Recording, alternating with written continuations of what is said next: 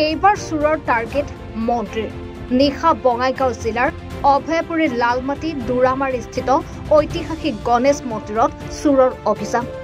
মুখ্য মন্দিৰৰ তলা ভাঙি চুৰে প্ৰৱেশ কৰি লুটি নিলে গণেশ প্ৰভুৰ ৰূপৰ মুকুটকে ধৰি ৰূপৰ অন্যান্য অলংকাৰ।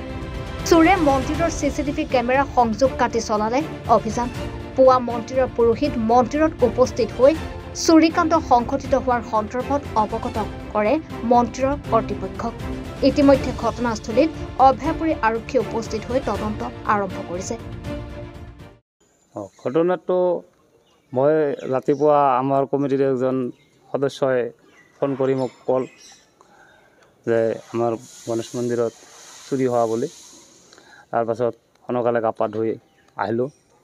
আহি তো এনেকৈ দেখা পালোঁ মন্দিৰৰ উত্তৰ ফালৰ চক্ৰ এটা ভাঙা আছে আৰু উত্তৰ ফালৰ দুৱাৰটো খোলা আছে। এনেকৈ তালা কাটা কুটা আছে। এনেকৈ দেখা পালোঁ আৰু কি কিনিছে নিয়াৰ মাজত দেখা পালোঁ গণেশ বাবাৰ মূৰৰ যিটো মুকুট আছিল ৰূপৰ, আৰু এটা চক্ৰ আছিল, আৰু হাতত থকা বাজু ৩-৪টামান।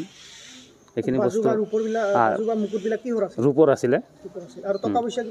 টকা পইচা সেনেকৈ নিয়া নাই, বাকচ ভাঙিছে, তাতে হয়তো অলপ চলপ নিলে নিব পাৰে। বাকচ চিচি কেমেৰাটো আহি দেখা পাইছোঁ ওলটাই থোৱা আছে, কাটি দিয়া আছে।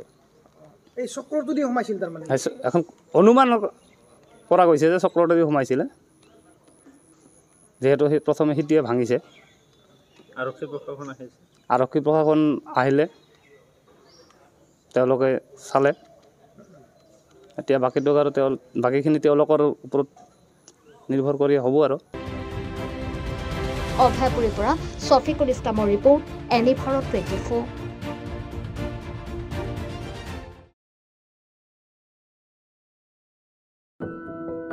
এনি ভাৰত 24ৰ প্ৰথম প্ৰয়াস জুবিন গাৰ্গৰ গীতৰ প্ৰতিযোগিতা। জুবিনৰ গানে কি আনে।